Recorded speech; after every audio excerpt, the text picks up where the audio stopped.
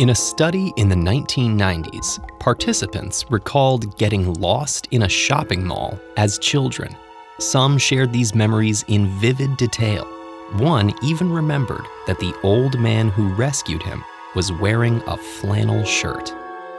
But none of these people had actually gotten lost in a mall. They produced these false memories when the psychologists conducting the study told them they'd gotten lost. And although they might not remember the incident, their parents had confirmed it. And it wasn't just one or two people who thought they remembered getting lost. A quarter of the participants did. These findings may sound unbelievable, but they actually reflect a very common experience. Our memories are sometimes unreliable. And though we still don't know precisely what causes this fallibility on a neurological level, research has highlighted some of the most common ways our memories diverge from what actually happened. The mall study highlights how we can incorporate information from outside sources, like other people or the news, into our personal recollections without realizing it. This kind of suggestibility is just one influence on our memories. Take another study, in which researchers briefly showed a random collection of photographs to a group of participants, including images of a university campus none of them had ever visited. When shown the images 3 weeks later, a majority of participants said that they had probably or definitely visited the campus in the past. The participants misattributed information from one context, an image they'd seen, onto another, a memory of something they believed they actually experienced. In another experiment, people were shown an image of a magnifying glass and then told to imagine a lollipop. They frequently recalled that they saw the magnifying glass and the lollipop. They struggled to link the objects to the correct context, whether they actually saw them or simply imagined them.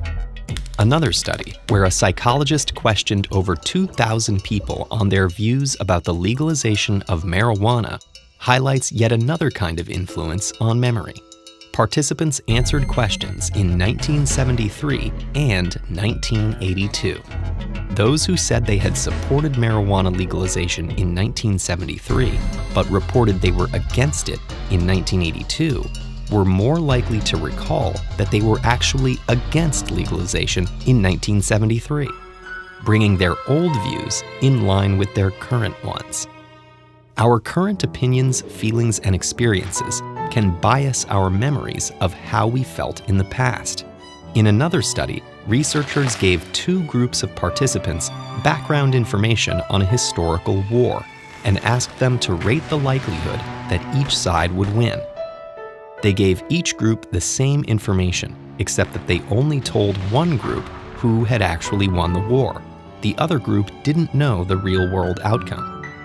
In theory, both groups' answers should be similar, because the likelihood of each side winning isn't affected by who actually won. If there's a 20% chance of thunderstorms, and a thunderstorm happens, the chance of thunderstorms doesn't retroactively go up to 100%. Still, the group that knew how the war ended rated the winning side as more likely to win than the group who did not. All of these fallibilities of memory can have real-world impacts. If police interrogations use leading questions with eyewitnesses or suspects, suggestibility could result in incorrect identifications or unreliable confessions. Even in the absence of leading questions, misattribution can lead to inaccurate eyewitness testimony. In a courtroom, if a judge rules a piece of evidence inadmissible and tells jurors to disregard it, they may not be able to do so. In a medical setting, if a patient seeks a second opinion and the second physician is aware of the first one's diagnosis, that knowledge may bias their conclusion. Our memories are not ironclad representations of reality, but subjective perceptions. And there's not necessarily anything wrong with that.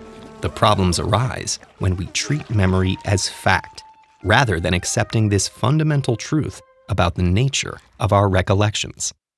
If you want to understand how exactly memories are formed, check out this video, or keep exploring the subject of our fallible memories with this video on why some of them seem to just get lost.